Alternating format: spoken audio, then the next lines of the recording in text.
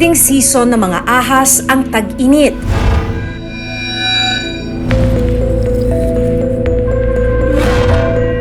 Kaya mas agresibo raw sila. Ang males, ang tendency din, courtship fight yan eh. So, mas matapang sila.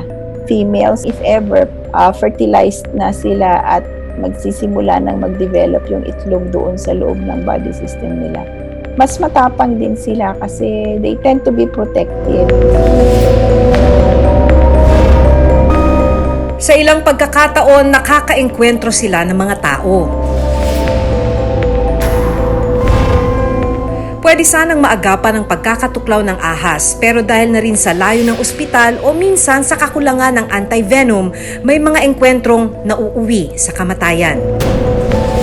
Ngayong tag-init na at meron pa ring pandemya, paano mapipigilan ang mga kaso ng pagkamatay dahil sa kamandag ng ahas?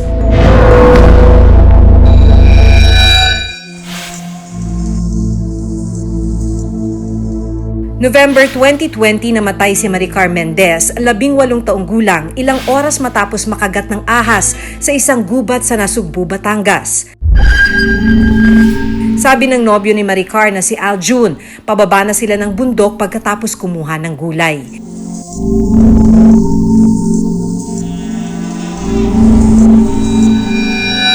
Ilang sandali pa, Pinatakbo ko po yung girlfriend ko, so nadapa po siya, naabot siya ng kagat.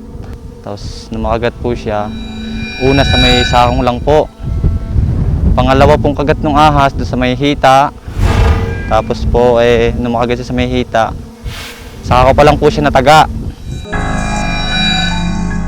matapos hulihin at tagain ni Aljun ang ahas, pinugutan pa niya ito ng ulo. Bumitaw na po yung ahas, kagad ko pong tinalian yung kanyang may hita at humingi po ako ng tulong.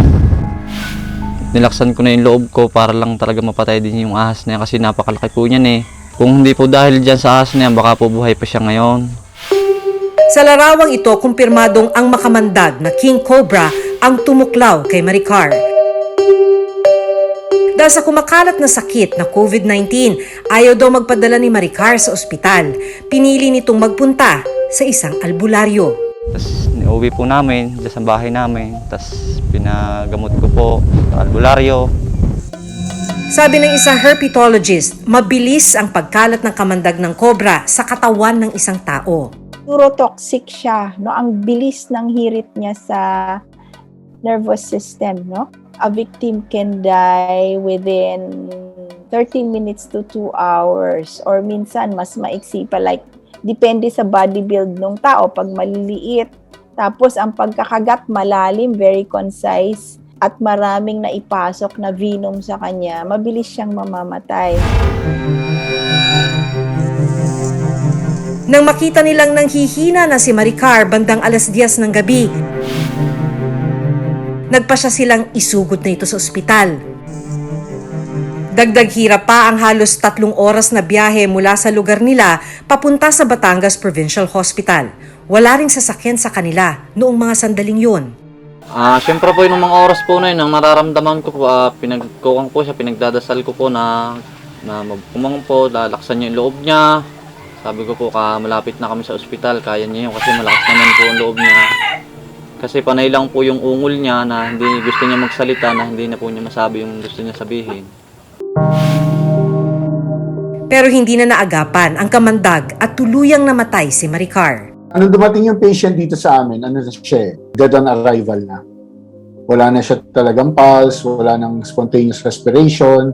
Pagkita ko kagad, nag-comment nga ako kagad, sabi ko wala na to. Yun nga po, medyo masakit din yung nangyari.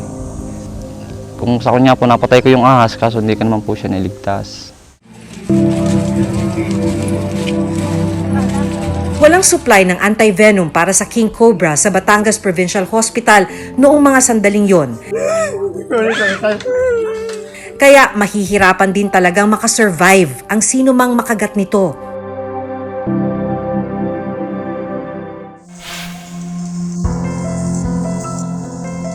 February 25, 2021, binawian din ng buhay ang 20 taong gulang na si Jason Nama matapos makagat ng ahas sa Villasis, Pangasinan. Nakatambay lang daw si Jason sa tabing kalsada kasama ang barkada nang bigla na lang lumabas ang isang ahas. Nakita po nila yung ahas, ma'am, na patawid daw sa kalsada. Kaya po nila nagsikuhan ng pamalo. Inakala raw nilang magbabarkada na patay na ang ahas, kaya hinawakan ito ni Jason. Pagkahawak po niyang ganun, natuklaw po yung kamay niya. Tapos hindi niya po sinabi agad. Ang sabi niya po sa mga kasama niya na ano lang po ng pako. Ganito ang behavior ng ilang ahas kapag nahaharap sa panganib. Magpapatay-patayan sila hanggang sa makakuha sila ng tiyempo para umatake. Kaya huwag daw hahawakan ng ahas kahit na hindi na ito gumagalaw. Predators kasi yan, snakes would wait, and then right at the moment they will play quiet, move less as possible. Tapos pag nandun na sila sa possession na sigurado sila sa conciseness ng attack, tsaka sila gagalaw. Ano lang po, ma'am, wala pa pong isang oras, ma'am, nung pagkagat po niya, mga 30 minutes, sinabi niya pong namamanhid na yung katawan niya. Nawalan po siya ng malay, napahiga po sa kalsada.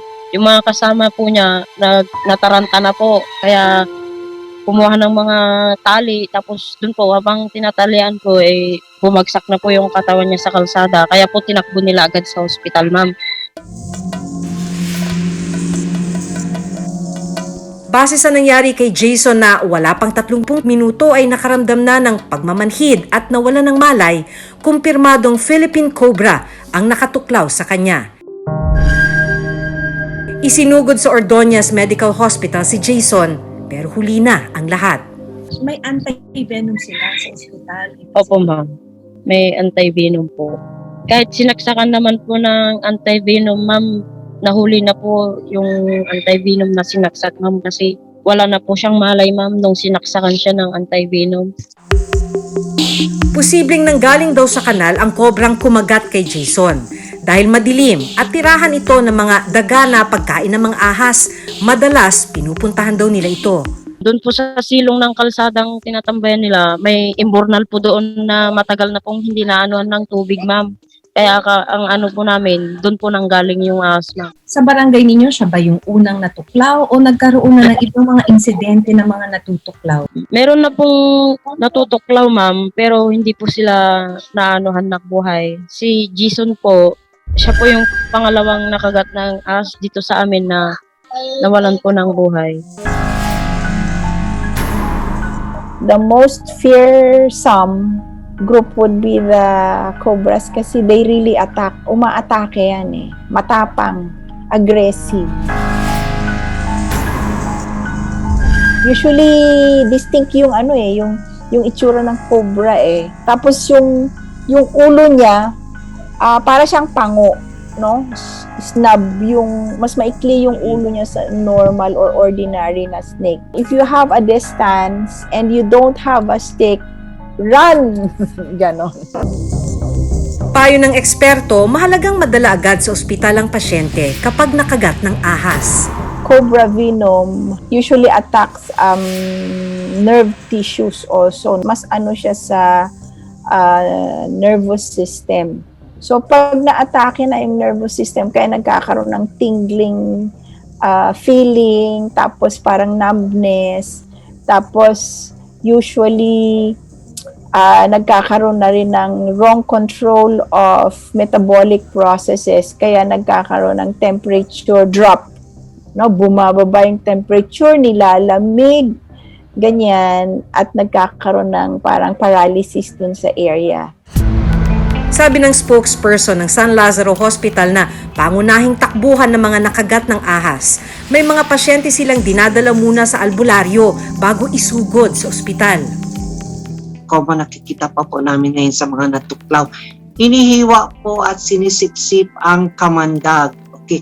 Yung maliit na fang marks po, no, yung sa ngipin ng ahas, hiniwa po nila, may natamaang ugat, it might be a cause of bleeding. So, may komplikasyon po na dagdag. Huwag na lang pong galawin ang pasyente kasi pag ginagalaw po, nagagalawin natin ang pasyente, kakalat po ang kamandag sa loob ng katawan. Huwag na pong itali, okay, kasi kung itatali nyo po, it will cut off the blood supply. Ang dami po namin nakitang cobra bites na tinali na gangrene po. Pero sa panahon ngayon na punuan ng mga ospital dahil sa COVID-19, paano nga ba matutugunan ang iba pang mga emergency cases tulad ng mga nakagat ng makamandag na ahas? Ang San Lazaro Hospital aminadong matinding hamon ito sa kanila. Dapat daw ay nasa ICU o intensive care unit ang mga nakagat ng ahas, pero dahil nakalaan na ito sa COVID-19 patients, hindi nila ito magawa. Ang ina-admit na lang po namin, sir, is yung talagang may kamandag na natuklaw ng ahas na may kamandag. Usually, sir, is Philippine cobra, no? Pero ang nursing care po na ideal sa ICU, hindi po maibibigay dahil syempre, sir, nandun yung mga COVID patients. Ito sa satellite ICU na lang po sila. Anti-venom ang pangontra sa kamandag ng cobra. Pero para magawa ito, kailangan munang kunin ang kamandag mula mismo sa ahas. Sa isang farm ng RITM sa Los Baños, Laguna, nag-e-extract ng venom mula sa Philippine cobra. Kung sa mahirap, sir, talagang napakahirap po. Medyo mahirap po kasi unang-una po, hindi po pwede maging isang venom extractor ang isang tao kung wala siyang mahabang pagsasanay sa paghawak ng cobra. Kasi delikado nga po. Sa ngayon, kulang ang supply ng anti-venom sa bansa. Chinek ko po ngayon sa hospital, ilan ang natitirang vials or ampoules sa amin. Wala daw po. So, this is going to pose a problem po. Pag merong pasyenteng dumating and wala po kaming anti-venom, it happened before. So, hahanapin po namin, tatawag kami kaagad yan sa different regional hospitals po.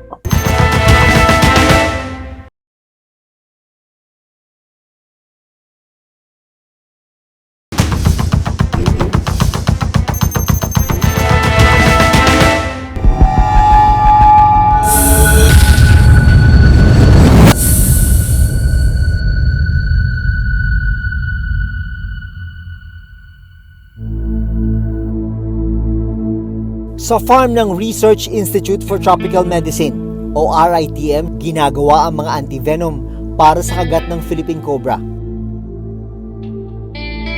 Kaisa-isa itong ganitong pasilidad dito sa Pilipinas. Para makagawa ng antivenom, kailangan makakuha ng kamandag mula sa mga Philippine cobra. Si Ariel Picuño, 49 na taong gulang, isa sa mga snake venom extractor sa RITM. 4 na taon na siyang nagtatrabaho bilang venom extractor. Kailangan ng mahabang pagsasanay para matuto sa paghawak ng cobra. Kahit si Ariel, na 4 na taon nang ginagawa ito, doble ingat pa rin tuwing ginagawa ang trabaho. Kung sa mahirap, sir, talagang napakahirap po. Medyo mahirap po kasi unang-una po, hindi po pwede maging isang venom extractor ang isang tao kung hindi talaga wala siyang mahabang pagsasanay sa paghawak ng cobra. Kasi delikado nga po. Ang ginagawa po naming pag-extract ng venom, isang beses lang po sa isang taon. Ito po ay kinukuha sa Bicol, sa Camsor. Sinisigurado muna nilang kumpleto sa protective equipment ang hahawak sa mga cobra. Kinukuhanan po ng timbang, kinukuhanan ng sukat, yung lapad ng cobra para ma-identify po siya na talagang venomous po siya. Mula sa kulungan ay maingat na ilalabas ang mga ahas. Hahawakan sa ulo at papakagatin sa isang tube para lumabas ang kamandag. Pagkatapos makolekta ang kamandag, ibabalik na sa kulungan ang mga ahas.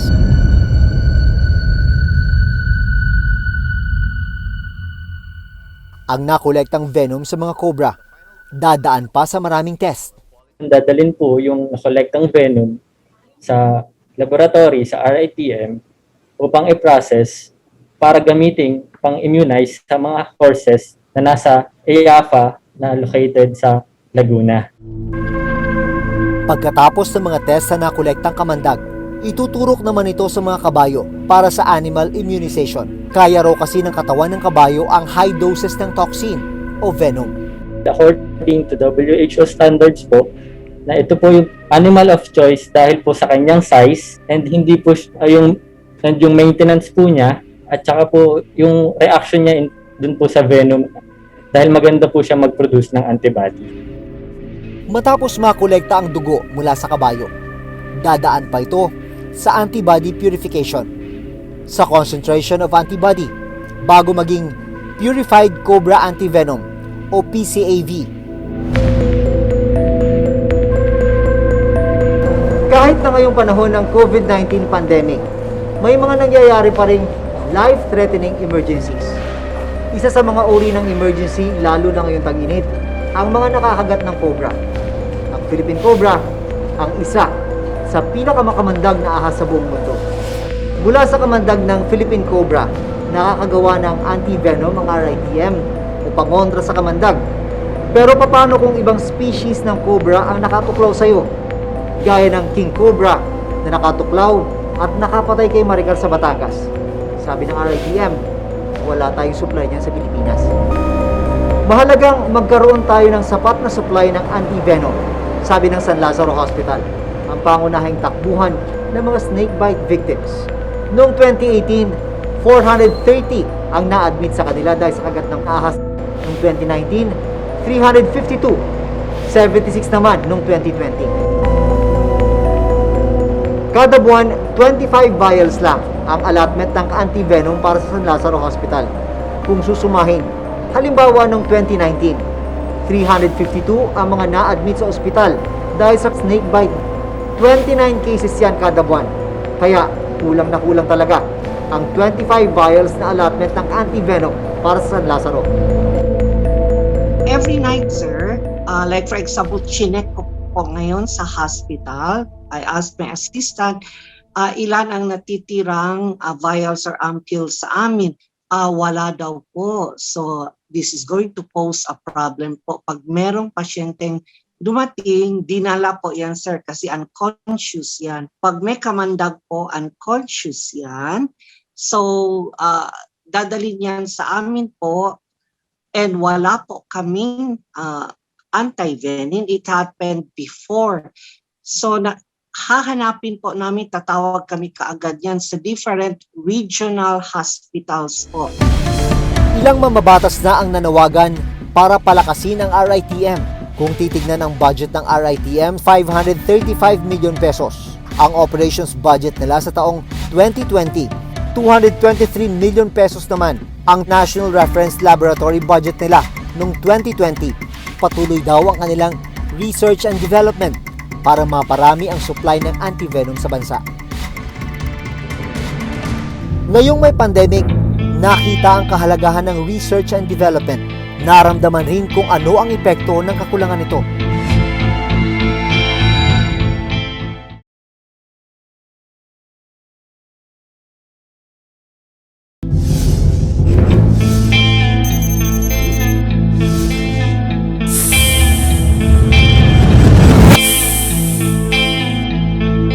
Ngayong may pandemic, nakita ang kahalagahan ng research and development. Naramdaman rin kung ano ang epekto ng kakulangan nito. Dapat lang na mabigyan ito ng prioridad dahil ang bawat bagong gamot o treatment gaya ng antivenom, buhay ang pwedeng maisalba. Hanggang sa susunod na Huwebes, ako si Maki Pulido. Ako si Jun Veneracion at ito nakatala sa aming Reporter's Notebook.